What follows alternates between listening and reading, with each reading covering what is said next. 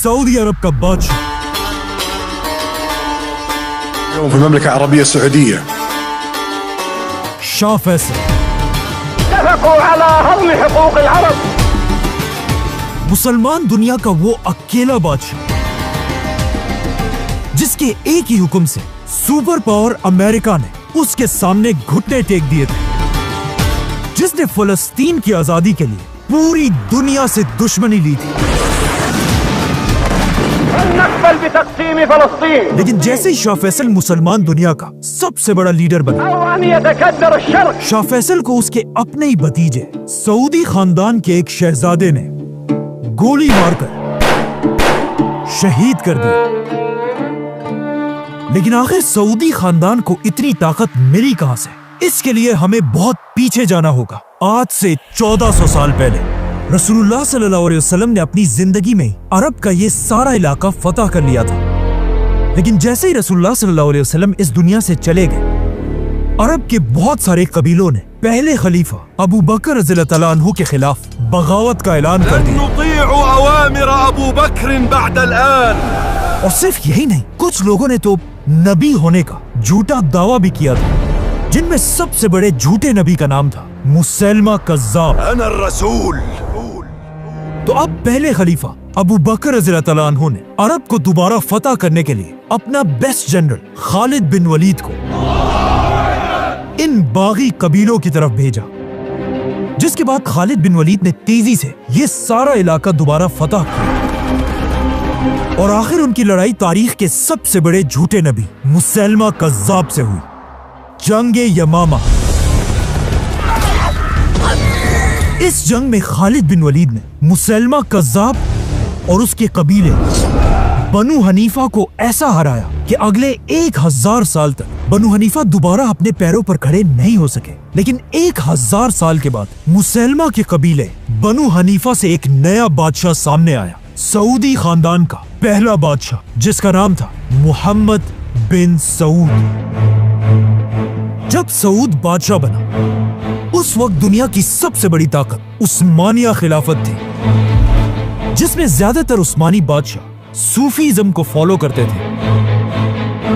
और उस्मानिया सल्तनत के दौर में मक्का का यह हाल था कि मक्का की ग्रैंड मस्जिद में रोज एक ही नमाज पढ़ने के लिए 4 अलग इमाम खड़े होते थे, हनफी, शाफी, मालिकी और हम्बली। और इनमें से कोई भी एक दूसरे के इमाम के पीछे नमाज नहीं पढ़ता था। ये सब देखकर अरब में एक स्कॉलर ऐसा था जो इस सिस्टम से बिल्कुल खुश नहीं था, मोहम्मद बिन अब्दुल वहाब। लेकिन जैसे ही वो इस सब के खिलाफ आवाज उठाने लगे, लोगों ने उन्हें अपने ही शहर से निकाल दिया। अब मोहम्मद बिन अब्दुल वहाब के पास इल्म तो था, लेकिन अपने ख्यालात ज्यादा लोगों तक पहुंचाने के लिए उन्हें ताकत की जरूरत थी। और ये ताकत उन्हें तब मिली जब उन्होंने दुनिया के पहले सऊदी बादशाह के साथ दोस्ती का हाथ मिलाया, जिसके बाद सऊदी और वहाबी खानदान ने मिलकर अरब के इलाके नजद में एक मजबूत हुकूमत बनाई। अब सऊदी खानदान की एक मजबूत हुकूमत तो बन चुकी थी, लेकिन फिर भी उनकी उस्मानिया खिलाफत के सामने कोई औकात नहीं थी। उस्मानिया खिलाफत अब भी मुसलमानों की सबसे बड़ी ताकत थी। लेकिन इस सब के 200 साल बाद उस्मानिया सल्तनत अपनी आखिरी सांसें ले रही थी। वर्ल्ड वॉर 1, जिसमें एक बार फिर ब्रिटिश एम्पायर और उस्मानिया खिलाफत एक दूसरे के आमने सामने हुए। और ब्रिटिश एम्पायर को अच्छी तरह पता था कि हम उस्मानिया खिलाफत को तब तक नहीं तोड़ सकते जब तक उनके साथ अरबों का सपोर्ट है। तो ऑफ कोर्स ब्रिटिश एम्पायर ने अपना फुल जोर लगाया कि किसी तरह अरब के लोग उस्मानिया सल्तनत के खिलाफ बगावत कर दें। लेकिन यह कोई आसान काम नहीं था। ब्रिटिश एम्पायर को इस काम के लिए एक बहुत ही ताकतवर अरब लीडर की जरूरत थी। और आखिर बहुत ढूंढने के बाद अंग्रेजों को यह लीडर मिल गया, मक्का का शरीफ हुसैन, जो कोई आम इंसान नहीं था, बल्कि उसका ताल्लुक रसूलुल्लाह सल्लल्लाहु अलैहि वसल्लम के खानदान से था। और वो खुद भी एक बहुत बड़ा स्कॉलर था। ब्रिटिश एम्पायर ने शरीफ हुसैन और अरब के लोगों के साथ एक वादा किया कि अगर हम उस्मानिया सल्तनत से ये जंग जीत गए, हम दुनिया से खिलाफत खत्म नहीं करेंगे, बल्कि हम तुर्कों से खिलाफत छीनकर वापस अरबों को मुसलमानों का खलीफा बनाएंगे। ये सुनकर ऑफ कोर्स अरब के लोग बहुत खुश हुए और उन्होंने ब्रिटिश एम्पायर के साथ मिलकर उस्मानिया सल्तनत के खिलाफ बगावत कर दी।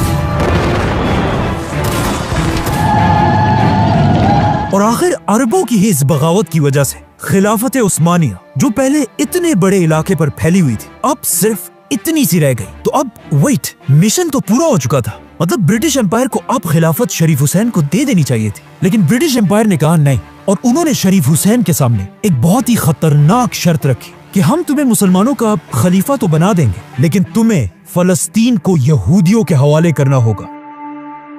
लेकिन फलस्तीन को बेचने की अंग्रेजों की इस ऑफर को शरीफ हुसैन ने फाड़ दिया। ब्रिटिश एम्पायर को यह देखकर शरीफ हुसैन पर बहुत गुस्सा आया कि हमारे इस पपेट की इतनी हिम्मत कि वो हमें आंखें दिखाई। लेकिन शरीफ हुसैन ने फलस्तीन यहूदियों के हवाले नहीं किया। यह देखकर ब्रिटिश एम्पायर ने अपना सारा सपोर्ट शरीफ हुसैन से हटा दिया, जिसके बाद एक ऐसी अजीब सिचुएशन बनी कि पूरी दुनिया में अरबों का कोई भी बड़ा लीडर नहीं था। और ये सब देखकर इस मौके का सबसे बड़ा फायदा एक जवान अरब लीडर ने उठाया, सऊद खानदान का किंग अब्दुल अजीज। अब अब्दुल अजीज शरीफ हुसैन से बिल्कुल ऑपोजिट था। उसे कोई परवाह नहीं थी कि अगर दुनिया से खिलाफत खत्म होती है तो होने दो, अगर फलस्तीन यहूदियों को मिलता है तो मिलने दो।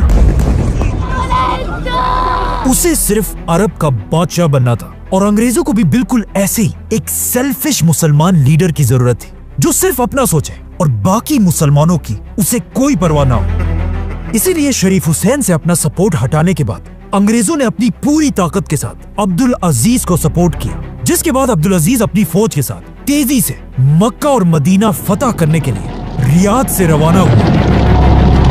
एंड ऑफ कोर्स अंग्रेजों की मदद से अब्दुल अजीज ने आसानी से पूरा हिजाज फतह कर लिया।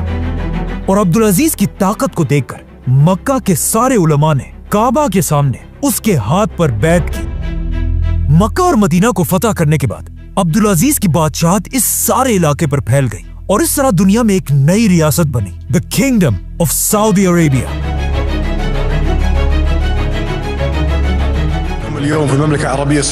और अब्दुल अजीज इसका पहला बादशाह। सबसे पहले किंग अब्दुल अजीज ने सऊदी अरब को दो बड़े हिस्सों में डिवाइड किया। एक हिस्सा नजद, जिसमें सऊदी खानदान का कैपिटल रियाद था, जिसका गवर्नर उसने अपने बड़े बेटे सऊद बिन अब्दुल अजीज को बनाया। और दूसरा हिस्सा हिजाज, जहां इस्लाम की सबसे होली साइट्स थी, मक्का और मदीना। और यहाँ का गवर्नर बादशाह ने अपने दूसरे बेटे को बनाया, प्रिंस फैसल। अब जैसे ही सऊदी अरब एक स्टेट बना, सऊदी के बिल्कुल पास ही एक मुल्क बहरीन में अरब का सबसे पहला ऑयल का कुआं डिस्कवर हुआ। ये देखकर अब्दुल अजीज ने भी अपने अंग्रेज दोस्तों के साथ मिलकर सऊदी अरब में तेल ढूंढना शुरू किया। लेकिन अगले 6 साल तक ढूंढने के बाद भी उन्हें ऑयल का एक कतरा भी नहीं मिला। इन्हीं अंग्रेज साइंटिस्ट ने बाद में अपनी किताब में लिखा है कि एक दिन अरब के डेजर्ट से एक गरीब आदमी उनके पास आया और हमें हाथ से पकड़कर सऊदी अरब के इलाके दमाम की तरफ लेकर गया और हमें कहा यहाँ पर ढूंढो, वो तुम्हें यहीं पर मिलेगी। जो चीज तुम्हें चाहिए वो तुम्हें यहाँ मिलेगी। और इस तरह सऊदी अरब में दुनिया की सबसे बड़ी ऑयल की डिस्कवरी हुई। The world's largest supplier of oil. Now, जैसे ही सऊदी में ऑयल की डिस्कवरी हुई, अब्दुल अजीज की किस्मत इतनी अच्छी थी कि उसके सिर्फ 1 साल बाद दुनिया की सबसे बड़ी जंग शुरू हुई, वर्ल्ड वॉर 2।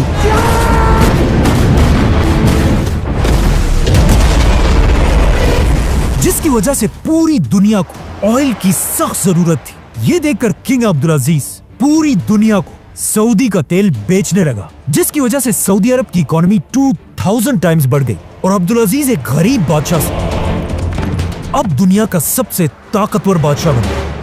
इस जंग में, वर्ल्ड वॉर 2 में, अब्दुल अजीज जर्मनी के हिटलर के खिलाफ अमेरिका के साथ मजबूती से खड़ा रहा। Discuss mutual problems of trade and relations with Saudi Arabia. लेकिन वर्ल्ड वॉर 2 खत्म होते ही अब्दुल अजीज के अंग्रेज दोस्तों ने दुनिया में एक नया मुल्क बनाया, इजराइल।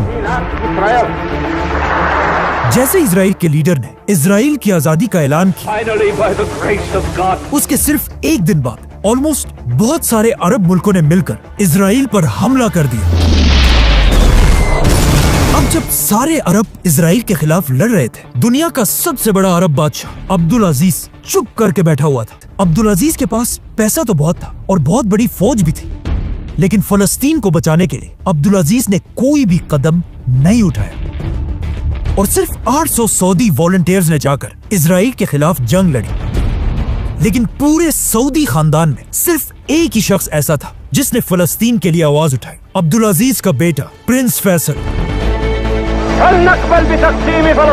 जिसने यूएन में खड़े होकर कहा कि हम इजराइल को नहीं मानते। अब इजराइल तो आजाद हो गया, लेकिन इसके कुछ ही सालों बाद किंग अब्दुल अजीज अपनी आखिरी सांसें ले रहा था। मरने से पहले अब्दुल अजीज ने अपने दोस्तों से कहा कि काश मेरे बाद सऊदी अरब का बादशाह सऊद नहीं बल्कि फैसल होता, और साथ ये भी कहा कि काश मेरे फैसल जैसे 3 और बेटे होते। लेकिन फिर भी अपने आखिरी वक्त में अब्दुल अजीज ने फैसल को अपने पास बुलाया और उससे 7 बार कसम ली कि तुम अपने भाई सऊद के साथ वफादार रहोगे। जिसके बाद अब्दुल अजीज के मरते ही उसका बड़ा बेटा सऊद सऊदी अरब का बादशाह बना। लेकिन आखिर क्यों अब्दुल अजीज सऊद की जगह अपने बाद फैसल को बादशाह बनाना चाहता था? क्योंकि उसे पता था कि उसका बड़ा बेटा सऊद एक बहुत ही अय्याश आदमी है। सऊद की 4 बीवियां और उसके हरम में 100 से ज्यादा लौंडियां थी और सऊद के टोटल 115 बच्चे थे और उसकी ये सारी फैमिली उसके 24 लग्जरी पैलेसेस में रहती थी। और सऊद की शराब पीने की आदत का सबको पता था। सऊद ने बादशाह बनते ही सऊदी अरब का सारा खजाना अपने खानदान पर लुटाना शुरू किया।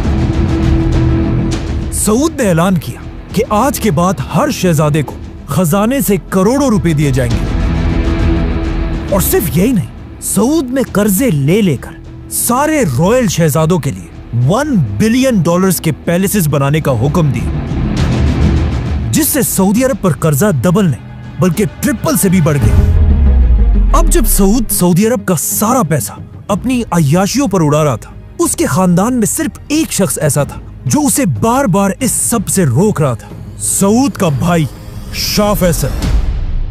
लेकिन सऊद ने शाह फैसल की बातें नहीं मानी, क्योंकि उसे पता था कि हम जितना भी कर्जा लें हमें कोई फर्क नहीं पड़ता।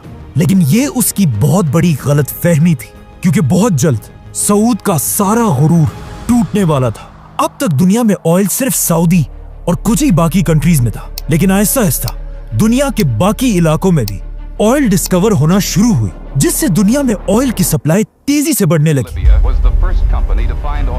अब जब ऑयल की सप्लाई पूरी दुनिया में बहुत ही ज्यादा बढ़ गई, तो ऑफ कोर्स ऑयल की प्राइस नीचे गिरने लगी और सऊदी अरब के खजाने खाली होने लगे।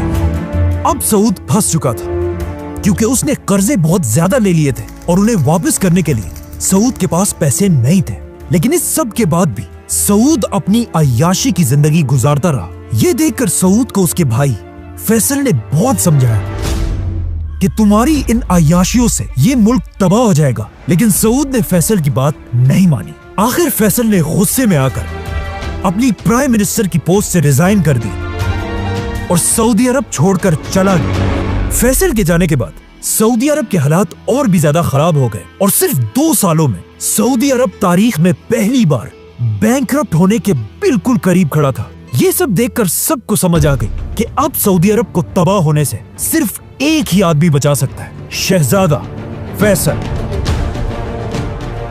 ये देखकर सऊदी खानदान और वहाबी खानदान ने मिलकर फैसल के सामने हाथ जोड़े कि आप प्लीज अपने भाई सऊद को हटाकर खुद सऊदी अरब के बादशाह बन जाएं, वरना ये मुल्क तबाह हो जाएगा। अब आप ही हमारी मदद कर सकते। लेकिन फैसल ने कहा नहीं, मैं ऐसा नहीं कर सकता, क्योंकि फैसल को वो दिन याद था जब उसने अपने बाप अब्दुल अजीज के सामने कसम खाई थी कि वो हमेशा सऊद के साथ वफादार रहेगा। इसीलिए फैसल ने कहा कि नहीं, बादशाह सऊद ही रहेगा, मैं उसके अंडर प्राइम मिनिस्टर बनकर सऊदी अरब को बचाने की कोशिश करूंगा। सऊद ने फैसल की ये ऑफर एक्सेप्ट कर ली और सारी ताकत प्राइम मिनिस्टर फैसल के हवाले कर दी। फैसल ने आते ही सबसे पहले शहजादों की सारी अयाशियां खत्म कर दी, उनको दिए जाने वाले करोड़ों रुपए बंद कर दिए और इन शहजादों के लग्जरी पैलेसेस छीनकर वहां गवर्नमेंट ऑफिसेस बनाए। और सबसे बड़ा काम फैसल ने यह किया कि तारीख में पहली बार सऊदी अरब से स्लेवरी खत्म कर दी। शाह फैसल ने अपने खजाने से हर गुलाम के मालिक को $2000 देकर उसे आजाद कर दिया। इस तरह एक ही दिन में हजारों गुलाम आजाद हो गए। और सऊदी की इकोनॉमी ठीक करने के लिए शाह फैसल ने एक ताकतवर आदमी से कर्जा भी लिया, जो उस वक्त सऊदी का सबसे अमीर आदमी था, जिसका नाम था मोहम्मद बिन लादेन। फैसल ने पूरी दुनिया से इस्लामिक स्कॉलर्स को सऊदी बुलाया ताकि ये स्कॉलर्स सऊदी के एलीट खानदान के बच्चों को इस्लाम सिखा सके। बाय द वे, इन्हीं इस्लामिक स्कूल्स में उसी सऊदी के सबसे रिच आदमी मोहम्मद बिन लादेन का बेटा भी पढ़ता था, Osama bin Laden. Give us Osama bin Laden, dead or alive. Faisal के इन जबरदस्त कामों से अब सऊदी अरब दोबारा मजबूत होने लगा, लेकिन पूरी दुनिया को अच्छी तरह पता था कि सऊद सिर्फ नाम का बादशाह है और सारी ताकत असल में फैसल के पास है। इस सब के दौरान किंग सऊद अमेरिका में आराम से बैठा हुआ था, लेकिन जब 1 साल के बाद वो वापस सऊदी आया और वापस आकर उम्रा करने के लिए गया, लेकिन उम्रा करने के दरमियान ही उसे समझ आ गई कि अब लोग उसे वो इज्जत नहीं दे रहे जो एक बादशाह को मिलनी चाहिए, और उसे समझ आ गई कि अब लोग उसे बादशाह समझते ही नहीं है। और यहाँ से सऊद आहिस्ता आहिस्ता अपने भाई फैसल से नफरत करने लगा।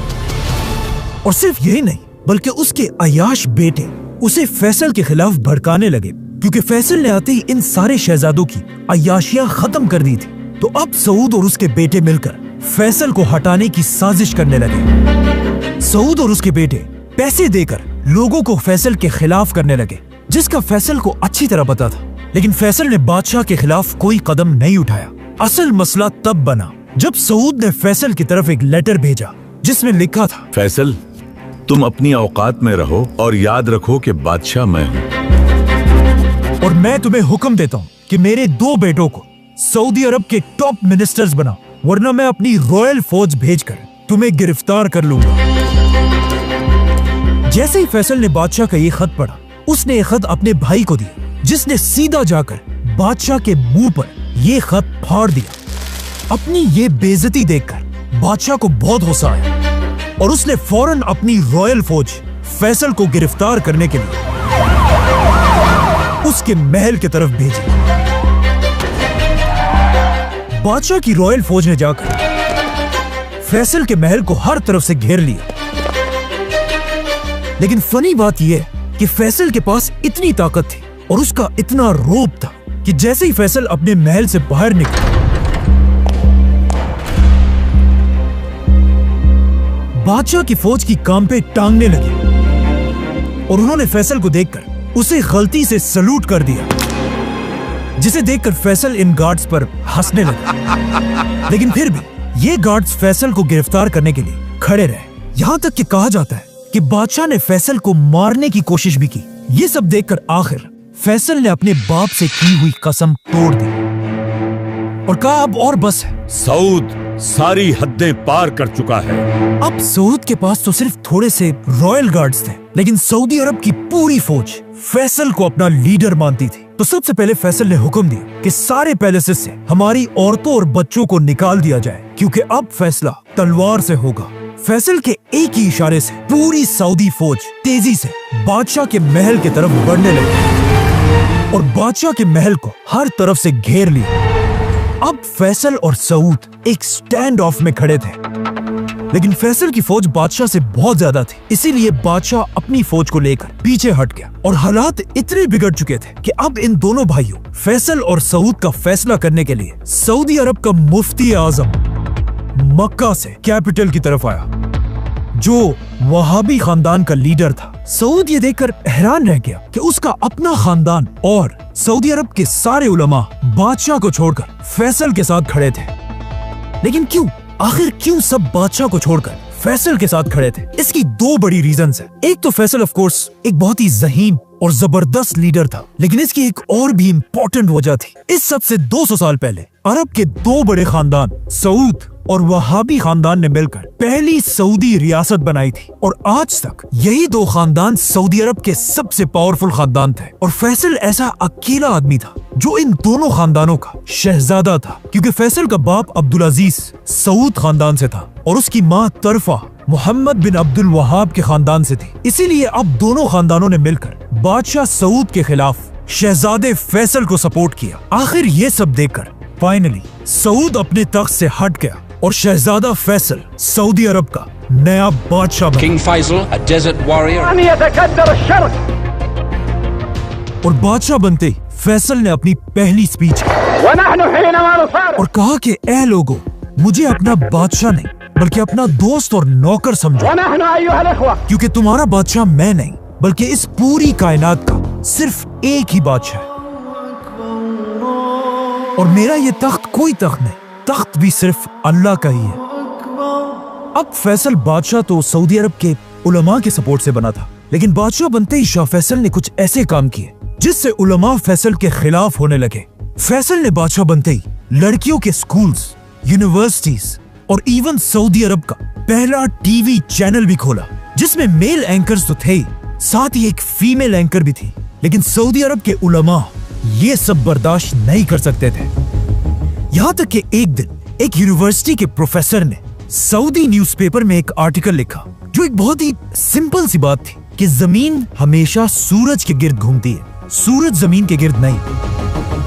ये न्यूज़पेपर पूरे सऊदी अरब में फैल गया, लेकिन जब इस आर्टिकल का सऊदी अरब के बड़े मुफ्ती शेख बिन बाज को पता चला तो उन्होंने ऐलान किया कि ये सब बिल्कुल झूठ है, और फिर खुद न्यूज़पेपर में आर्टिकल लिखा कि जमीन सूरज के गिर्द नहीं बल्कि सूरज जमीन के गिर्द घूमता है। जमीन तो साकिन है बेटा। शेख बिन बाज का ये आर्टिकल सिर्फ सऊदी में नहीं बल्कि पूरी दुनिया में फैल गया, जिसके बाद पूरी दुनिया में लोग सऊदी अरेबिया और उसके उलमा पर हंसने लगे, और इसी के साथ शाह फैसल का भी मजाक उड़ने लगा। जैसे ही फैसल को ये बात पता चली, उसने हुक्म दिया कि जिन न्यूज़पेपर्स में ये बात छपी है उन सारों को जमा करके आग लगा दी जाए, जिससे सऊदी उलमा और भी ज्यादा फैसल के खिलाफ खड़े होने लगे। बाय द वे, इस सब के 20 साल बाद एक सऊदी शहजादा पहली बार स्पेस गया और वहां उसने खुद अपनी आंखों से दुनिया को घूमते हुए देखा, और वापस आकर उसने ये बात मुफ्ती आजम को बताई, जिसके बाद शेख बिन बाज ने अपनी गलती एक्सेप्ट की और उस पर सबसे माफी मांगी। इन शॉर्ट, उस जमाने के सऊदी उलमा इतना सख्त थे कि उन्होंने इवन वनीला आइसक्रीम को भी हराम कह दिया था। लेकिन आखिर सऊदी उलमा और फैसल की जंग तब शुरू हुई जब उसने सऊदी का पहला टीवी चैनल बनाया। एंड ऑफ कोर्स सऊदी उलमा तो टीवी को हराम समझते थे, तो वो हर तरफ टीवी के खिलाफ प्रोटेस्ट करने लगे। यहां तक कि एक शहजादे ने जाकर फैसल के टीवी स्टेशन पर हमला कर दिया और वहां पुलिस ऑफिसर्स पर फायरिंग करने लगा। इसी फायरिंग के दौरान एक पुलिस ऑफिसर ने अपने आप को बचाने के लिए इस सऊद खानदान के शहजादे को गोली मार दी और वो मर गया, जो एक बहुत ही खतरनाक बात थी। इस शहजादे का बाप सीधा अपने भाई बादशाह फैसल के पास गया और उसे कहा, ये पुलिस वाला मेरे हवाले करो ताकि मैं इसका सर काट दूं। लेकिन फैसल ने कहा, नहीं, पुलिस वाला तो बस अपनी ड्यूटी कर रहा था, गलती तुम्हारे बेटे ने की थी, और जब तक मैं सऊदी का बादशाह हूं, जो भी कानून तोड़ेगा, चाहे वो शहजादा हो या कोई आम आदमी, उसे सजा मिलकर रहेगी। मतलब अब फैसल ने एक आम पुलिस वाले को बचाने के लिए अपने ही खानदान सऊद खानदान के साथ दुश्मनी ली थी। इस शहजादे की मौत को याद रखें, क्योंकि इसी शहजादे की मौत की वजह से आगे जाकर शाह फैसल को भी शहीद किया गया था। ये सब तो सऊदी के अंदर हो रहा था, लेकिन सऊदी अरब के बाहर भी फैसल आहिस्ता आहिस्ता एक इंटरनेशनल लीडर बन रहा है। Her Majesty warmly welcomed the dignified Middle Eastern ruler.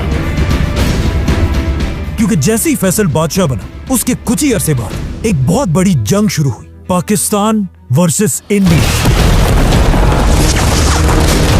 Why the Indians are so anxious to precipitate this war? जिसमें फैसल ने पाकिस्तान को फुल सपोर्ट किया और पाकिस्तान की फौज की मदद के लिए सस्ता तेल भेजने लगा, जिससे पाकिस्तान और सऊदी एक दूसरे के बहुत ही करीब आने लगे। और सिर्फ यही नहीं, बल्कि पाकिस्तान और इंडिया की जंग के बाद एक और जंग भी हुई, इजराइल और अरबों की जंग। Arab states went to war with the Israelis. अब इजराइल के साथ पहली जंग में फैसल के बाप अब्दुल अजीज ने फलस्तीनियों की कोई मदद नहीं की थी, लेकिन अब जब फैसल सऊदी अरब का बादशाह था, उसने अपनी 20,000 की फौज के साथ फलस्तीन और अरबों की मदद की। लेकिन फैसल की बहुत कोशिश के बाद भी अरब इजराइल से ये जंग हार गए और इतनी बुरी तरह से हारे कि इस जंग के बाद इजराइल का साइज 3 गुना बढ़ गया। इजराइल से ये जंग बुरी तरह हारने के बाद कहा जाता है फैसल को इतना दुख हुआ कि किसी ने भी इस हार के बाद फैसल को कभी हंसते हुए नहीं देखा। और फैसल हर टाइम सिर्फ एक ही टेंशन में था कि किस तरह अब इजराइल से बदला लिया जाए।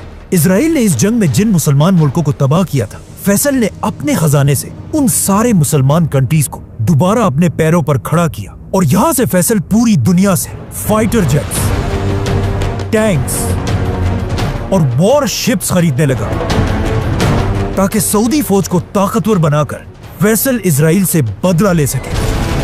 अब जब फैसल इजराइल से बदला लेने की प्लानिंग कर रहा था, अचानक दुनिया में एक ऐसा वाकया हुआ जिसने पूरी दुनिया को हिला कर रख दिया। एक दिन एक क्रिश्चियन आदमी ने जेरूसलम में मुसलमानों की तीसरी सबसे होली साइट मस्जिद अक्सा को आग लगा दी, जिससे पूरी दुनिया के मुसलमान इजराइल के खिलाफ खड़े हुए। इस क्रिश्चियन ने मस्जिद अक्सा के अंदर सलाउद्दीन अयूबी के मिंबर को आग लगाई थी। ये वो मिंबर था जिसे सलाउद्दीन अयूबी ने 800 साल पहले खुद इस जगह पे रखा था और अब ये मिंबर जलकर राख हो चुका था। और आहिस्ता आहिस्ता ये आग इतनी बढ़ गई कि मस्जिद अक्सा की छत का एक हिस्सा भी गिर गया। इस सब के बाद जब उस क्रिश्चियन से पूछा गया कि तुमने आखिर ऐसा क्यों किया, तो उसने जवाब दिया कि मैंने ये इसलिए किया कि जीसस क्राइस्ट दुनिया में तभी आएंगे जब मस्जिद अक्सा तबाह हो जाएगी। लेकिन अब इजराइल की हुकूमत की डिटाई देखे कि मस्जिद अक्सा को आग लगाने के बाद भी इजराइल की अदालत ने इस आदमी को कोई सजा नहीं दी और कहा कि यह आदमी कोई टेररिस्ट नहीं बल्कि एक पागल है। लेकिन अब अगर यही सब किसी मुसलमान ने किया होता तो पूरी दुनिया ने मिलकर उसे टेररिस्ट कहना। Islam does not deserve to call itself a religion of peace. Islam is not a religion of peace. मतलब हमारा टेररिस्ट और तुम्हारा टेररिस्ट पागल। अब जब इस आदमी को कोई सजा नहीं मिली, पूरी दुनिया के मुसलमान हर जगह इजराइल के खिलाफ प्रोटेस्ट करने लगे और सारे मुसलमान इस वक्त दुनिया में सिर्फ एक ही लीडर की तरफ देख रहे थे, सऊदी अरब के शाह फैसल।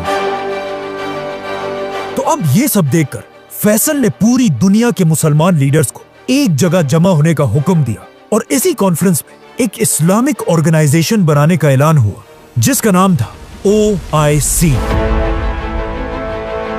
जिससे ऑफ कोर्स फैसल मुसलमान दुनिया का सबसे बड़ा लीडर बना। अब फैसल को मौका मिल चुका था कि वो पूरी दुनिया के मुसलमानों को इजराइल के खिलाफ यूनाइट करे। तो अब फैसल मुसलमान लीडर्स के साथ मिलकर इजराइल पर हमले की प्लानिंग करने लगा और अचानक 1973 में यहूदियों के सबसे बड़े फेस्टिवल योम किपुर के दिन अरब फौजों ने इजराइल पर सरप्राइज हमला कर दिया। Israelis celebrating the holiday of Yom Kippur. और अरब फौजें हर तरफ से इजराइल के अंदर दाखिल हुई और इजराइल से ये सारे इलाके फतह कर लिए। इजराइल इस जंग के लिए बिल्कुल भी रेडी नहीं था, इसीलिए इजराइल की फौजें आहिस्ता आहिस्ता मुसलमानों के प्रेशर की वजह से पीछे हटने लगे। ये देखकर किंग फैसल ने मुसलमानों की फौज की तरफ मैसेज भेजा कि आज मेरे बेटों, तुमने हमारा सर फख्र से बुलंद कर दिया, लेकिन अब रुकना नहीं है, इजराइल के खिलाफ आगे बढ़ते रहो। ऐसा लग रहा था कि मुसलमान अब कुछ ही दिनों में इजराइल को बिल्कुल क्रश कर देंगे। लेकिन यहाँ इजराइल की मदद के लिए वो आया जिसका फैसल को डर था, super power America. The United States has stood by the side of Israel. अरब की फौज से डरकर इजराइल की प्राइम मिनिस्टर ने अमेरिका से मदद की भीख मांगी और अमेरिका से रिक्वेस्ट की कि फौरन हमें $1 बिलियन की एड भेजी जाए। जिस पर अमेरिका ने जवाब दिया कि $1 बिलियन नहीं, ये लो $2 बिलियन और जाकर इन अरबों को सबक सिखाया। इसके साथ अमेरिका ने इजराइल को फाइटर जेट्स, टैंक्स और मशीन गन्स भी भेजी और अमेरिका की इस मदद से इजराइल दोबारा अरब फौजों को पीछे धकेलने लगा।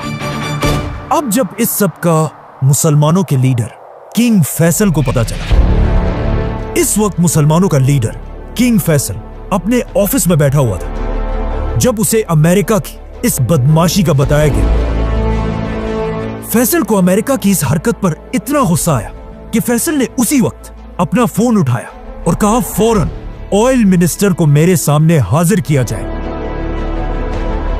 जैसे ही ऑयल मिनिस्टर फैसल के पास पहुंचा, उस वक्त रात के 8 बज रहे थे और इनकी मीटिंग शुरू हुई।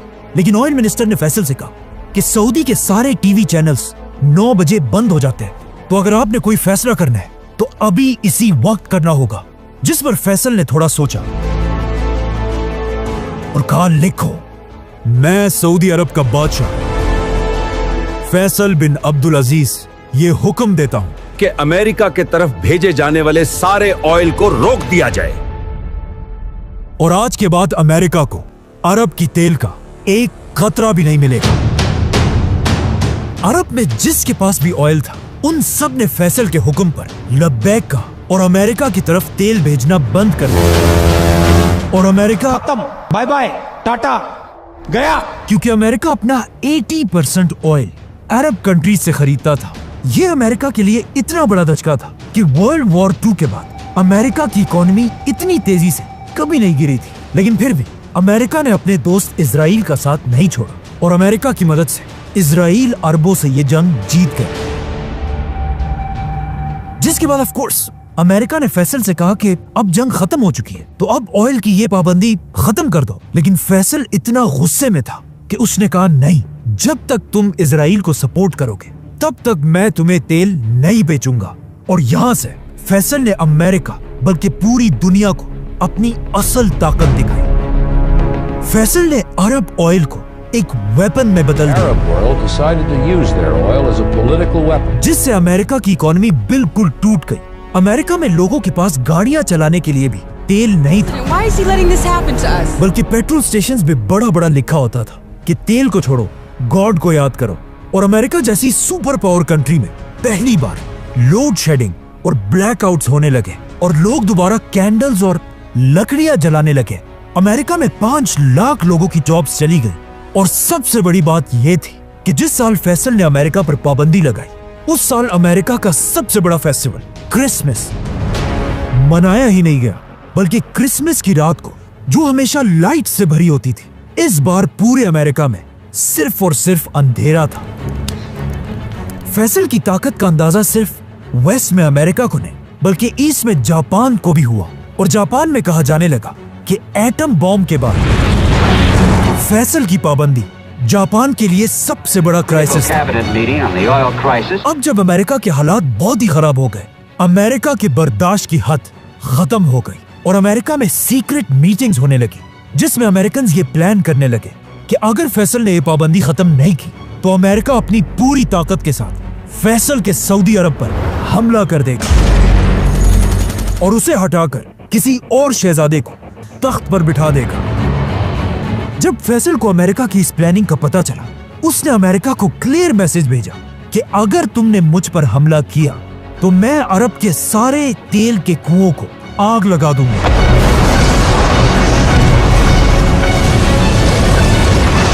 जिससे तुम्हारा अमेरिका तबाह हो जाएगा। ये सुनकर अमेरिका ने फैसल से कहा कि अगर तुम ऐसा करोगे तो तुम्हारा क्या होगा।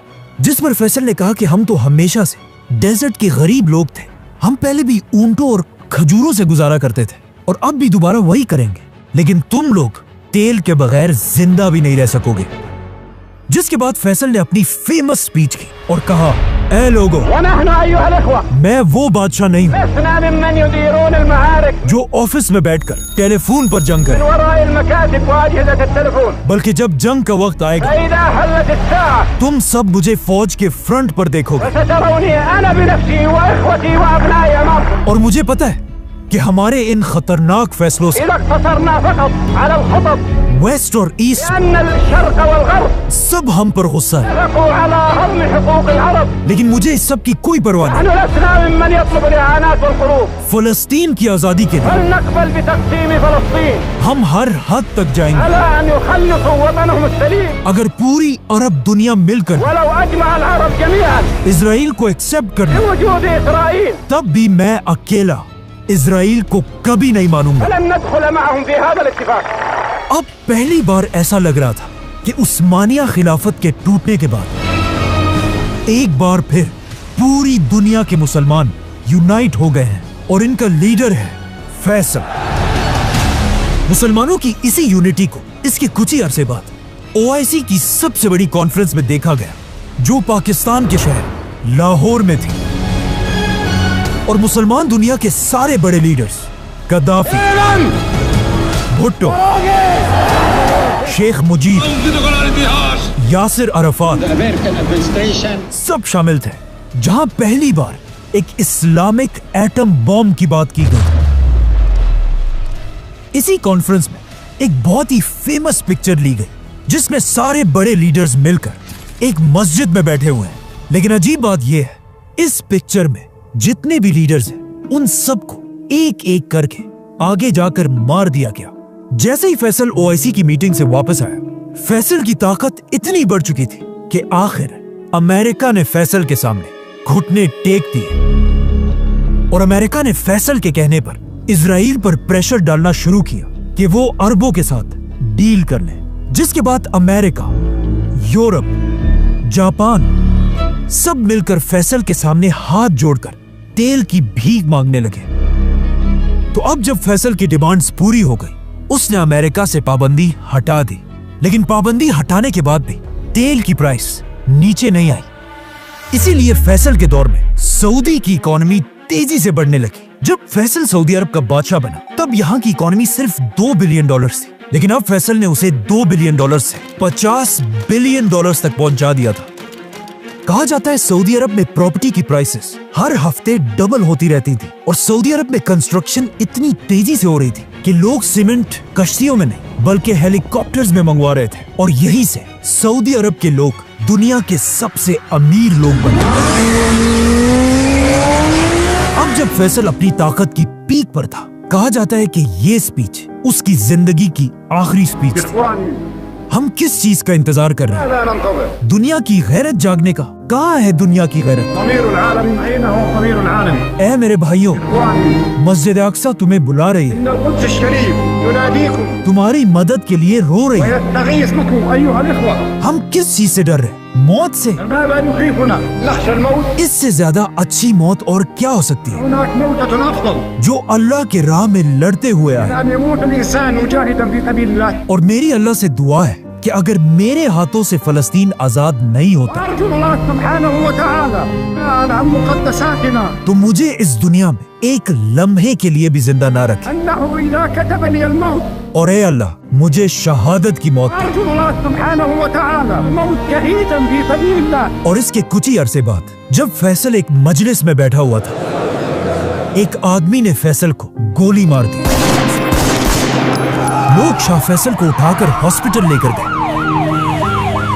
जहां कहा जाता है फैसल के आखिरी अल्फाज ये थे कि मैं अपने कातिल को माफ करता हूं।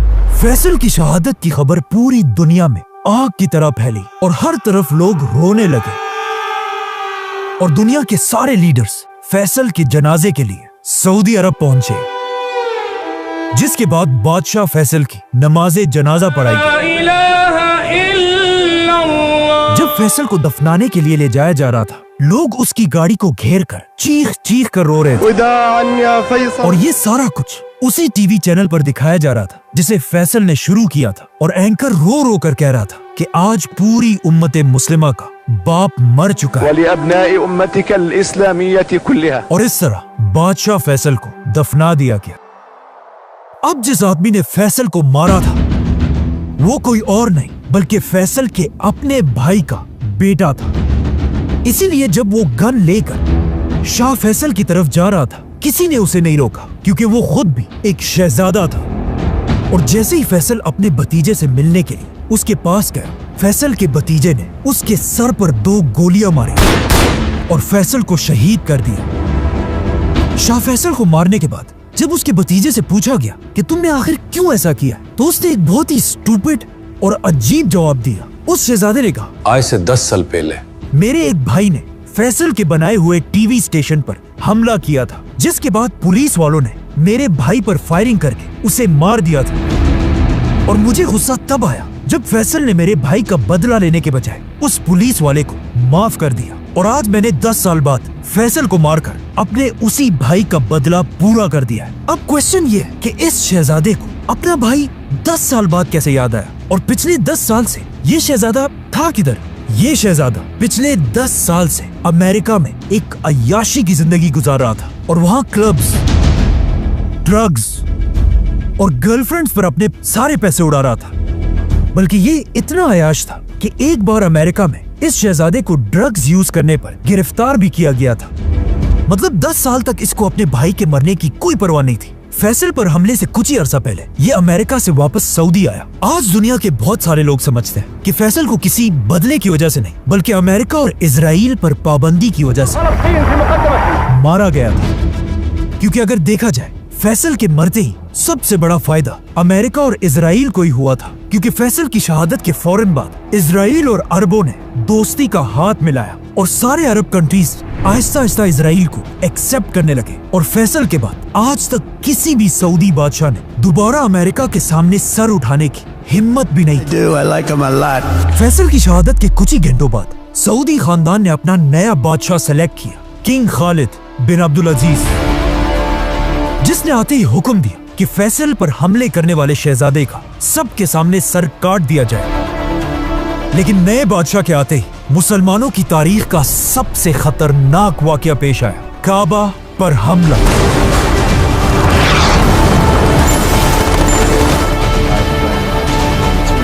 सब्सक्राइब।